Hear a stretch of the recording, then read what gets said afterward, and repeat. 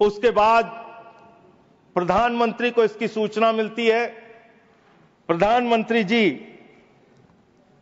अपना कार्यक्रम छोड़ के भाग के आते सऊदी अरबिया से। पूरा देश इंतजार कर रहा था कि प्रधानमंत्री जी आ रहे हैं। प्रधानमंत्री जी निश्चित पहलगाम जाएंगे। प्रधानमंत्री जी पहलगाम नहीं गए मान्यवर। प्रधानमंत्री जी 24 अप्रैल को बिहार में चुनाव प्रचार गए।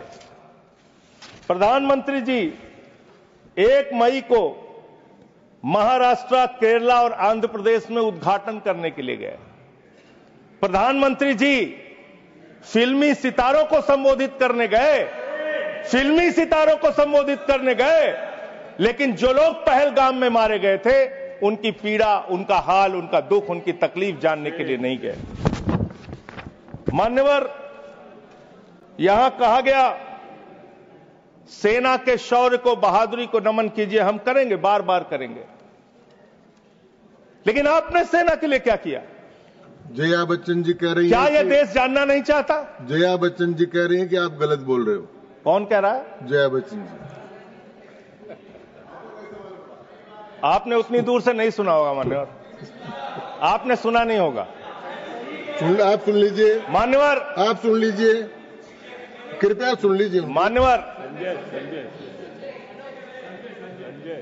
तो फिल्मी सितारे जो आपने कहा ना, वो जिस तरह से आपने कहा कुछ डेरोगेटरी लगा, यही मेरा ऑब्जेक्शन। मान्यवर, नहीं, मैं ये नहीं कह रहा हूं कि फिल्मी सितारों को आपने संबोधित किया या किसी आप कार्यक्रम में गए, लेकिन आपकी पहली प्राथमिकता भारत के प्रधानमंत्री के तौर पे क्या थी? सवाल यह है कि पहली प्राथमिकता आपकी क्या थी? पहली प्राथमिकता थी देश में आते, बिहार का चुनाव छोड़ते, पहले आप पहलगाम जाते। पहले आप उस घटनास्थल पे जाते। हमारा सवाल यह है, अभी त्रुचि शिवाजी बहुत दुखी थे, कह रहे थे प्रधानमंत्री कहां हैं, सदन में क्यों नहीं आए, प्रधानमंत्री कहां हैं, प्रधानमंत्री कहां हैं? अरे शिवाजी, वो अवतार है, इंसान नहीं है, वो अवतार है, कृपया भगवान है, अदृश्य। इधर देखें, अदृश्य नहीं, कल तमिलनाडु में ही थे अभी सर, नॉन बायोलॉजिकल सर, ये बड़े परेशान है कि प्रधानमंत्री जी सदन में नहीं आए। प्रधानमंत्री जी अवतार हैं, वो अदृश्य रह के भी कहीं मौजूद हो सकते हैं, उनको आना नहीं होता शारीरिक रूप से, वो प्रकट हो जाते हैं, प्रकट हो जाते हैं। नॉन बायोलॉजिकल है सर वो, तो इसलिए प्रधानमंत्री कभी नहीं आते ऐसे मसलों पे। 18 घंटे काम करते हैं प्रधानमंत्री, लेकिन इतने गंभीर विषय पे दोनों सदनों के अंदर चर्चा हो रही है। 18 घंटे काम करने वाला प्रधानमंत्री 2 घंटे भी दोनों सदनों में क्यों नहीं है, यह सवाल हम लोग पूछना चाहते हैं। आपको इसका महत्व नहीं नजर आता? आपको कह रहे हैं आपकी बात सुनने के लिए नहीं आना चाहते, राजनाथ सिंह की बात सुनने आ जाते। ये लोग भी बकवास करते हैं। हम लोग जब बोले मत सुनो, भेज दो वापस, कम से कम अपने लोगों की तो सुनने आ जाओ। बकवास वो भी सुनने नहीं आते। बकवास बोला सर, बकवास सब नहीं, उन्होंने बोला हट जाएगा दोनों। जैसे आप उनका सुन ले वैसे मैंने उनका सुन लिया, मैंने उनका सुन लिया। तो आपके मंत्री यहां बकवास करते हैं? आपके माननीय मंत्री, सांसद, नेता जो आते हैं यहां बकवास सब मत बोलिएगा, आप चेयर ने मना कर दिया। चलो मान्यवर, ये सेना के सम्मान की बात हो रही है। आपने कितना सेना का सम्मान किया? 3 साल तक भारत के सेना की भर्ती बंद रही मान्यवर, और उन 3 सालों में भर्ती बंद होने के कारण 1,80,000 सेना की तादाद को कम किया गया। उसके लिए आप जिम्मेदार हैं। बार बार आपसे सवाल पूछा जाएगा और आपकी आलोचना होनी चाहिए। आपने भारत की सेना में भर्ती होना, वो चाहे उत्तर प्रदेश का नौजवान हो, चाहे बिहार का, चाहे हरियाणा का, चाहे राजस्थान का, चाहे हिंदुस्तान के किसी कोने का हो, उसके लिए गौरव और सम्मान की बात होती थी। सुबह 4 बजे उठ के दौड़ लगाता था, मेहनत करता था, उसकी मां दूध पिला के तैयार करती थी अपने बेटे को कि कभी जरूरत पड़ेगी तो अपने प्राणों की आहुति देके भारत माता की रक्षा करेगा। ये आपने उस जगह पे 4 साल की नौकरी कर दी। आप सेना के सम्मान की बात करते हैं।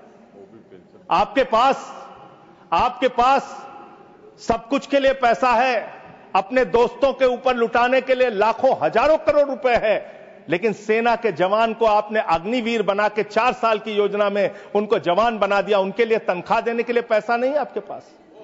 बीएसएफ के जवान, सीआईएसएफ के जवान, पैरामिलिट्री फोर्सेस के जवान, उनको पेंशन देने के लिए पैसा नहीं है, शहीद का दर्जा देने के लिए पैसा नहीं है आपके पास।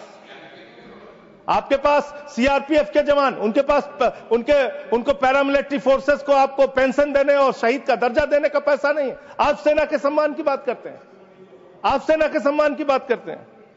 मान्यवर, सबसे बड़ा दुख इस बात का हुआ, कल से कहा जा रहा है नहीं, हमने अपने आप सीज फायर डिक्लेयर किया, हमने अपने आप सीज फायर डिक्लेयर किया, इसमें किसी तीसरे देश का हस्तक्षेप नहीं है। आजादी के बाद से लेकर आज तक भारत का स्टैंड एक ही रहा है, हम पाकिस्तान के मामले में किसी भी तीसरे देश की मध्यस्थता नहीं मानते। अगर उस बात के साथ किसी ने धोखा किया है, किसी ने विश्वासघात किया है, तो उसका नाम है भारत के प्रधानमंत्री नरेंद्र मोदी। मैं इस सदन के अंदर कहना चाहता हूं, आपने उस भावना के साथ विश्वासघात किया है।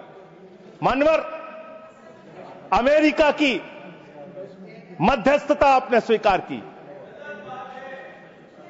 और मैं इसलिए चंद लाइनें आपके लिए कहना चाहूंगा कि तू इधर उधर की ना बात कर, तू उधर उधर की। आप ही का चेहरा आ रहा है सर, थोड़ा निर्देश दे दीजिए, आप ही को दिखाए जा रहे हैं बार बार। तू इधर उधर की ना बात कर, ये बता कि काफिला क्यों लूटा। मुझे रहजनों से गिला तो है, लेकिन तेरी रहबरी पर सवाल है, आपकी रहबरी पर, आपके नेतृत्व पर सवाल है, और यह सवाल बार बार पूछा जाएगा।